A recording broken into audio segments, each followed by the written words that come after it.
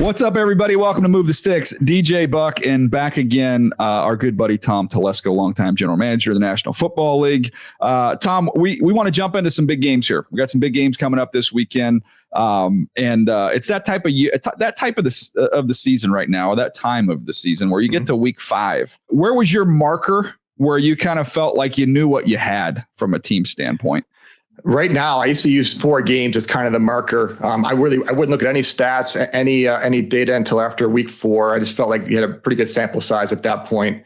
Certainly have a better feel on your injury situation right now, a month in. I just felt like as far as the strengths and weaknesses of your roster, it's really that October 1st. I'm starting to really see where we are, which is kind of perfect the way it lined up. You got the trade deadline at the end of October, but this was an important time right now because I think you had your best feel. Certainly much better now than you did on, coming out of training camp. Did you ever have any like, oh my gosh, I misread this? Like you thought maybe it was going to be poor in one area and you were great in that area, or vice versa, where it's just you're a quarter of the way in, you're like, oh my gosh, this is not the team that I thought I had, good or bad. Absolutely. It happens. I mean, every player doesn't perform to the level that you think, and it could go either way. My first year at the Chargers, our receiver group I thought was going to be outstanding. And we have a couple injuries. We have one player not play as well as we thought. And now we're really struggling. And, thank God we had Keenan Allen to jump in there as a rookie. And, he kind of took it away from there. But when you get a sense in training camp where you are, you get a sense of where your depth is in certain positions.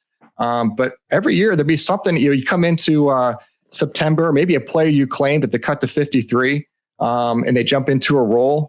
And you're pleasantly surprised. We had claimed from the Colts, and we brought him in more as a developmental player. We were a little thin on the defensive line, and then he came in and earned a role, and he's playing a lot for us through the year, and he kind of filled a need for us that we didn't anticipate being able to fill during the season. So so every now and then you get like a pleasant surprise.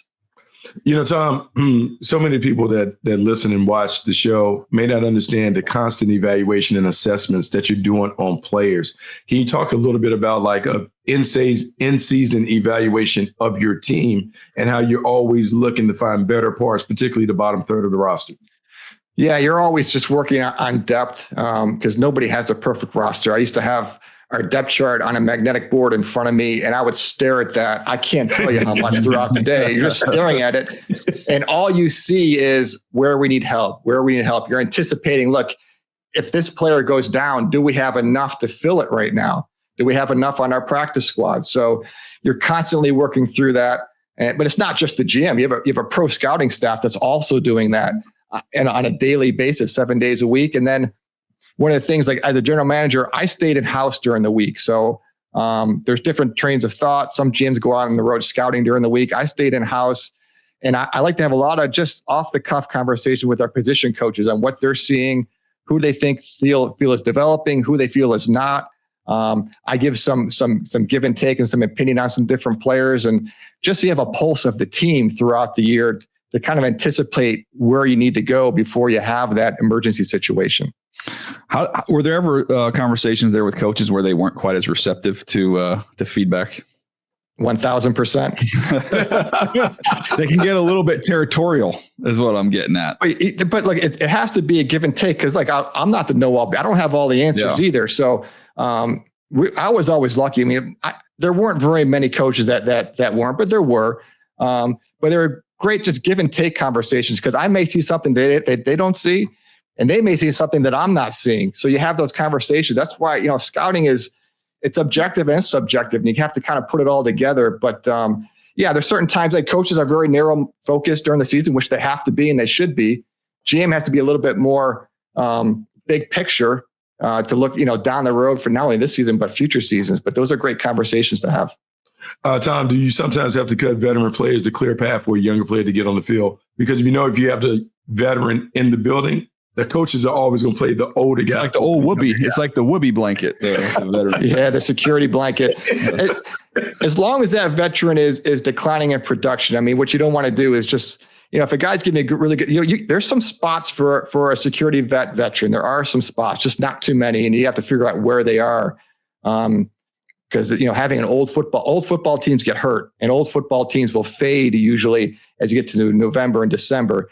So you got to find the right spots. But yeah, there are certain situations, but usually I would make those decisions, in the spring and summer. I don't make those decisions once the season starts. We're not going to, cut a veteran for a young guy. But you have to foreshadow those early to make sure you set up the roster the right way. Let's jump into these games. Let's jump into the first one here. It's going to take place in London. It'll be early in the morning on Sunday. Vikings Browns, which is going to give us a look at Dillon Gabriel and his first start. I did see that note that it's like the last 6 Oklahoma quarterbacks, I think, are starting. And that's all. They were all there, I believe, under Lincoln Riley going back. They're all 6 starting this week. That is insane. The number of quarterbacks that they've produced there. But Dillon Gabriel, what's your expectation there? And what do you think are the best operating instructions for him in his first crack at it? Well, I mean, first, I do like Dillon Gabriel. I just have some concern. Like, the whole offense has to step up, no matter who the quarterback is, whether it's Joe Flacco or Dillon Gabriel. They need more around him right now. And that, like, at both offensive tackle spots, they're struggling. They don't have a ton of weapons. Thank God Junkins is now signed and in, and he looks like he's pretty good. And the tight end, Fannin, they've had a great rookie class. And, Fannin gives them, a pretty good outlet as a tight end. But I think with Dillon Gabriel, hopefully you're going to see the offense kind of pick up the pace a little bit. He's a quick decision maker. He's got quick eyes. He actually has really good arm strength for a smaller quarterback, which you don't see very often, but he gets the ball out with a lot of pace. Now, playing the Vikings defense, I mean, that is not going to be easy. And it may not look like he's making quick decisions this week. It's his first start against a really good team. So there's going to be, a growth factor there. But their offense, they just haven't scored enough. So hopefully you can give him a little bit of spark, get the ball out of his hand. He's much more mobile than Flacco. So, get some chunks of yards there. But it's going to be a tough environment. I mean, the Vikings have been over there for a week. So to me, that's certainly an advantage that they had a chance to really get acclimated, whereas the Browns are just flying over, I believe, yesterday to get there today. Tom, what was your philosophy on those overseas trips? Do you prefer going over early, or are you hey, let's fly, let's play it, and let's get back? So we did a lot of work on that. I think we had Gus Bradley on our staff with our first trip to England or to London. And, he'd done it every year with Jacksonville. And, there's a philosophy that you go early, get acclimated. And then the downside of that is just sometimes it's too much time over there and you just get a little bit stale for whatever reason, the food, whatever it is. Mm-hmm. So what we ended up doing, especially coming from the West Coast, we had played the Browns the week before we went over to London. So we played the Browns, then we stayed in Cleveland Monday, Tuesday, Wednesday, practiced at Baldwin Wallace College, actually. And then made the trip over to London from there, got in there, Thursday, I believe. We had a walkthrough, a quick practice Friday, we had a walkthrough Friday, quick practice Saturday, played Sunday. I don't know if there's one perfect way. It's really just a survive and advance type trip. It just is. It's difficult. It's a sloppy game for both teams. I don't know which best way to do it, but I'd rather just fly in, play the game, and get out. Yeah, I would just remember that game because that was the Titans, right? And that was where it came down to. Money and I were sitting up there going, if Vrabel doesn't go for 2 and this thing goes to overtime, we're not going to be able to fly out that night. We're going to have to stay over another night. So I was very thankful. I was very happy the Chargers won as someone who was calling the Chargers game, but I was willing to be okay with it, even if it went the other way, because Vrabel at least was getting us all on an airplane to go home that night. So we appreciated that from Coach Vrabel, and the Chargers ended up getting the W. To me, I'm curious on Dillon Gabriel, because that was, to me, I thought his superpower was everything was quick. Quick mind, quick release, quick decisions, get the ball out. And man, that's going to be tough with the way they kind of muddy the picture with all the different bodies up around the line of scrimmage. So going to be a challenge there for him as he gets rolling. But man, you talked about the draft for the Browns. Schlesinger on the defensive side of the ball. Mason Graham's played well to go with those offensive guys you referenced. Like, that is a phenomenal draft. I'll tell you what, Harold Fannin has been really good. I mean, his quickness, his route running, he's got outstanding hands. I mean, you wonder how, and this happens to all of us, like, guys kind of fall in the draft. We're not perfect at it. And you look at him like he's a legit NFL starter from day one. Can this be kind of that springboard draft for them? Let's stick on the Browns here for a second, just because, you go back and look, remember the Saints draft where they got, Kamara and Ramczyk and all those guys in that one draft. And it was kind of like 5 starters that they ended up pulling. We can go through a lot of those teams, and I'm sure you've been a part of them as well. But can you kind of identify these teams and say, okay, this is the one that's going to kind of be our platform for us to get going here? Yeah, and it has to be because, they haven't had a lot of access the last couple of years because of the quarterback trade. So there's just now starting to get, enough draft picks and enough cap space. But between Mason Graham, Carson Schlesinger has been outstanding from day one. Then on offense, not only Judkins a Phantom, but Dylan Sampson has run pretty well. He's caught the ball well out of the backfield. Isaiah Bond is really a college free agent who's playing already. So that's like, 5-6 players right there from this draft class you can build on. So how about Tampa? How about Tampa, Seattle? That's one I'm thinking I might be looking forward to more than any other game this weekend. That's interesting. The Bucs are a good football team. They're really well constructed. They're kind of holding on the offensive line, and it's hard that like the Vikings have a ton of injuries on the offensive line. The Chargers have a ton. The Bucs have had a lot with Gadecki and Cody Mock, but they're surviving it. And then the defense has played outstanding, especially on third down. So, and there's a fun team to watch play. It's fun to watch Baker Mayfield play football. It really is. That's what I'm starting to realize being, watching these games as a fan and not as a GM where you're always focused on something else. And just watching a player like him play with his enthusiasm, the high plays, the low plays, it's just like appointment football.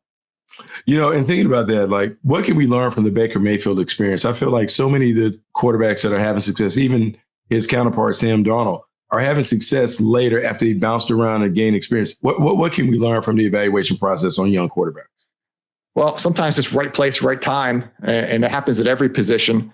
But certainly the quarterback position, it's just got to be, maybe it just has to be the right fit, the right coordinator, the right supporting cast, and you never know where it's going to be. So if you see talent, that's why we always used to go back to our college reports on players that may have failed in the league. But hey, let's go back to what we saw in college. We know what our eyes saw. Maybe in a different environment, the player will play a little bit different. And we're seeing that with Daniel Jones with the Colts. To me, he handled the whole process of being released from the Giants, that whole, whatever it was, 4 or 5 month process as far as, okay, how do I get my career back on track the way Sam Darnold has or Baker Mayfield? And we tried to sign Daniel Jones last year to the Raiders, because we're trying to figure out our quarterback situation. He decided to go to Minnesota, go in their practice squad, learn from Kevin O'Connell, kind of take a reset, kind of do a little football rehab, learn something different, and then find a team to go to where I can compete for a starting job that has good talent around him. And the Colts have that, and he's taken off so far. Is that going to change how some teams approach the draft going forward when it comes to the quarterback position, where it's like, hey, if we love a guy, we'll take him. But if we think this is a B+ player that we're a little mixed on, why would you do that when every year there's going to be a washout first round pick quarterback who's still in his mid-20s that you have none of the risk and all the reward? I don't know why would you force the college kid when we've now seen time after time all these guys kind of make things happen in their next stop?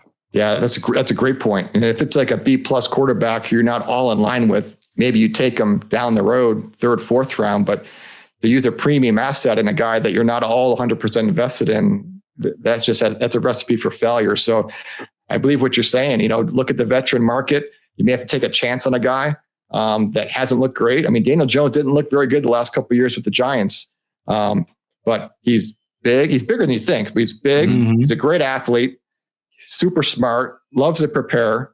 Has good arm strength, is mobile. There's a lot of things to work with there. So you bring him in, you put him in a different situation.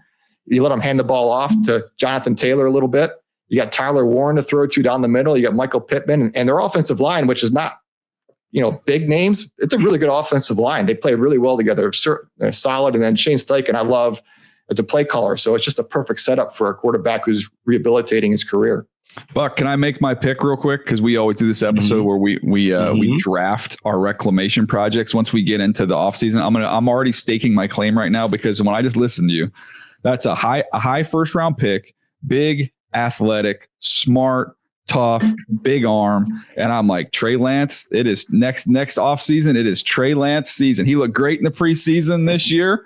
He's getting a chance to, again, just kind of sit and take a deep breath there. A little Harbaugh, sprinkle a little magic on him. Got his confidence going. Like that to me, like going into next year's draft, Buck, if I'm sitting there and I'm like, I'm trying to talk myself into Garrett Nussmeier and I'm going to put my job on the line there, or I can just take Trey Lance. It's not going to cost me that much money. And if it doesn't work out, so be it. But I can get a great player in the first round and I've got him. Tom, what do you think? DJ, we just talked about this. If you're Joe Ortiz, you don't let him out of the building, right? We just talked about it. You got to have invest in the backup quarterback with a good team. And now you're just letting him walk out of the building. Well, we'll see I think he's going to have suitors, man. I just think because the character, both personal and football character, is so high. You got to budget for it then. Yeah. You got to budget for it. You can't, they're too good a football team right now that if Justin happens to get hurt, God forbid, got to keep that ship going. The question is, if you're Trey Lance, do you sit there and say, I mean, I want to play right now, or do you sit there and say, I'm in a great position here, I'm still really, really young? I don't know, Buck. That's going to be a decision for him to make. I think maybe more so than the team. Yeah, probably so. But I would think if I'm Trey Lance, given the challenges that I faced early, sometimes it's cool to be in an environment where you want it and you want to compete. But as like Tom talked about with Daniel Jones, maybe you have a long-term perspective on what would be better for me long-term as opposed to short-term. The money would be great to be a starter, but it could be the last opportunity that he gets, the next one. Maybe you stick with the Chargers for a minute and continue to develop, and then it becomes a better opportunity for you down the road. All right, Tom, let's get to another one here. Houston, Baltimore. Surprising, obviously very surprising where Baltimore is, but I'm a little surprised that Houston hasn't taken that big leap that I think everybody was expecting after the playoff run last year. Yeah, I mean, their defense is still really strong, and that's really what they're leaning on. And I'm a big CJ Stroud fan. I just don't think he's regressed overnight. But losing Joe Mixon hurts a lot. Mm-hmm. Even though he's an older back, he still had he's still performing at a pretty high level. The injury he has is kind of a mystery because he's been on NFI, not PUP. So it must be something he did on his own in the offseason. But the issue there has just been the offensive line. I mean, last year they replaced a lot of inconsistent, declining production offensive linemen, but then they brought in a lot of inconsistent, declining offensive linemen, so it's the same thing. So they're not getting a lot of protection up front. They're not running the ball that well. So the defense is playing outstanding. And CJ Stroud, if you can just give him some time, he's going to be fine. They got people to throw to, and Woody Marks got some run last week. Liked him a lot in the draft. We see a lot of him out here at USC. So, but yeah, they're not where they need to be, but their division isn't the strongest either. So I think in the end, they'll be back in the mix. Hey, Tom, I want to ask you because D'Amico Ryan did something that was interesting. He has been renowned as a defensive play caller. Last week, he gave up play calling duties because he felt like he wanted to better manage the overall operation. What do you think about that as a head coach when you've been so good in one area, but you give it up in an effort to try and fix some of the problems that are preventing the team from winning? Yeah, I think it shows just a ton of confidence and self-awareness with the head coach, because he got the job because he's a great defensive coordinator, but the head coaching job is completely different than a coordinator job. And there's a lot you have to manage. I mean, Brian Callahan is seeing that in Tennessee right now. There's just so many parts of the game you have to manage as the head coach that it's hard also being the play caller. Andy Reid can do it. He's been doing it forever. And there's other coaches that do it. But I think, for a younger head coach with a lot on your plate, you're going to have to trust your staff a little bit, even during the week. There's a lot of things that you can't be in every single defensive meeting, which you want to be as a coordinator, because there's a lot of stuff going on that you have to handle that are even non-football related. So I think it just showed a great amount of maturity and self-awareness and faith in his staff that he could pass it over. Now their defense is still playing pretty well. I mean, not giving up a ton of points, which is why they're staying in these games. They haven't been great on third down, but I think they'll improve. But I thought that was a really astute move by him. What point in time is there from a Baltimore standpoint? And Lamar, hasn't practiced for a couple of days this week. We'll see what his health status is going to be. But I know that division. I know Pittsburgh's 3-1, but it doesn't feel like that Pittsburgh's just going to run away and hide inside that division. Is there, how do you go about maintaining, some calm amidst a very urgent situation when you're sitting there at 1-3 if you're Baltimore? Well, the good thing is you have John Harbaugh. He's seen it all. He can kind of get things reset. I mean, they may be missing 10 starters on Sunday, which is that's hard to survive. And it's not just role players. You're talking about like impact players that they're missing. And maybe this is the law of averages, because last year they're one of the healthiest teams in the league. And this year so far, they're the complete opposite. They're one of the most injured teams in the league. But I just felt going into the year like they had the strongest roster in the NFL. Again, subjective, but you look at, I thought, best roster in the NFL. So now we're going to really see, do they have enough depth? Because I thought they had some depth almost everywhere except for defensive line, and that kind of showed up early. But you're going to have a lot of players have to step up in their roles. They didn't anticipate this early. just to kind of get them through, because they're going to get some players back. The defense hasn't performed the way it has in the past. That's going to have to get better. Offensively, they're scoring points. Like to see a little more targets to the receivers just to spread the ball out a little bit more. But look, they're scoring points. So John Harbaugh always figures it out, and it's so early in the year. You're always concerned, but I think they got plenty of time to turn it around. Man, it's such a fascinating thing because it was one of the teams that we felt so good about in terms of being a title contender, but yet here they are kind of playing for their playoff lives. How about Denver, Philly? Last one. We'll hammer this one, then we'll wrap it up here. But Denver, Philly. I've never seen anything like it. It cracks me up. That's the Philadelphia sports fan for you. 4-0, and it seems like nobody's happy. I know, and they've beat good teams. So, yeah. I mean, is it always aesthetically pleasing? Probably not, but they force turnovers. The defense hasn't played great yet. I think they will, but they force turnovers on defense. They play good special teams. When they get in the red zone, they score touchdowns a lot, high percentage of the time. And it's not all just because of the quarterback sneak, but they scored a high percentage in the red zone and they keep people out of the end zone. They give up field goals. So it's going to have to get better moving forward. But look, they're 4-0 and they beat 4 good teams. So it's hard to complain a lot about it. Okay, but to that point, you have a receiver.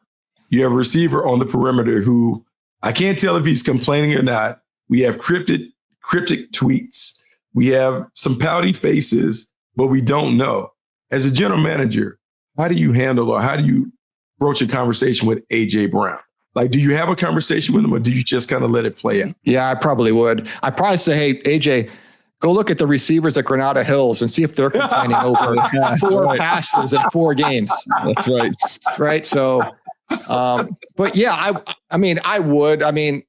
Look, I know things are different for different players and, different eras, but the head coach's office door is always open. Just go see your coach, go see your position coach, go see the coordinator. I don't think there's a reason to put, a cryptic message out there. If you're upset, you're upset. If you have a solution, come in and see your coaches and talk about it. And I probably would have a discussion with the player on that situation. I get where he's coming from, and I would be frustrated too if I were him. But I think it's just something that's going to have to play out. And look, they have a new coordinator and a new offensive coordinator. And I know they're running a lot of the same system, but it's just different. It's a different personality. It's a different way to game plan. It's a different way to call the game. So the fact that it didn't come right out of the gates the way you want it the first month shouldn't be a huge surprise. But it's something you can work through during the season. Yeah, preach a little patience. I don't know if you've heard this story, Tom. This is a true story, by the way. There was a fifth grader that came up to Bucky, this is a year or two ago, and said, I want to learn football. And I'm passionate about it. And then one day after I graduate from college, I'd love to be a football coach. So is there any way I could just come to practice and maybe just, carry the water, or can I just sit in on the meetings? And Buck said, how'd you like to be our receivers coach? And then I'm hired. Yeah. No way, just jump right in. That's a job for me. I'll drive up. I'll do that. Yeah, just jump right in. Teach them dances and starts, all of that stuff. So do you send your receivers to the offensive line room? Is that what you do? Because they're going to block for 4 quarters. There's a lot of board drills. A lot of bag holding. A lot of bag holding. Yeah. A lot of time on the sled. They get plenty of water breaks because we're down there doing the other stuff. God, I'd be transferring. I'd be out. I'm not wide receiver at first. I would just coach. I'm doing what you do. I'm trying to run them off, but he won't cover me. What am I supposed to do? How about this? You send me a young Keenan Allen, and then look at the stats and see what it looks like when a young Keenan Allen goes up. Until then, we'll just keep doing what we're doing. But if you find a young Keenan Allen, send them up my way. I'll just with them. That is fantastic. All right. That's going to do it for us today. Tom, giving us 2 great episodes, man. It was such a treat to catch up. I look forward to getting back on the golf course, by the way, Buck. We are on a golf journey together. There's a lot of text. There's a lot of videos. There's a lot of text going back and forth. There's a lot of positive encouragement that's taking place. We both stink, but we stink less. We're trying. Than we did yesterday, and we're trying. There's a lot of effort. Right. Care factor's high. Okay, so then when y'all get together, is it 2 buddies wanting each other to go well, or is there like a little competitive edge? I can't speak for Tom, but I consider myself a very competitive person. I'm not good enough to have any competitiveness in this sport. And I 100% cheering on his success. And he cheers on my success. And we're just trying to suck less than we did yesterday. Yep. That's all we're trying to do. And 200 shots later, we get back and we discuss it again. So, we talk on the course, Buck, what we're going to have for lunch, and then we finish our round and figure out what we're going to have for dinner. All right. That's a long one. All right. This has been fun. Tom, you're the best. Appreciate everybody listening. Yeah, you're the best, man. We'll see everybody next time right here on Move the Sticks.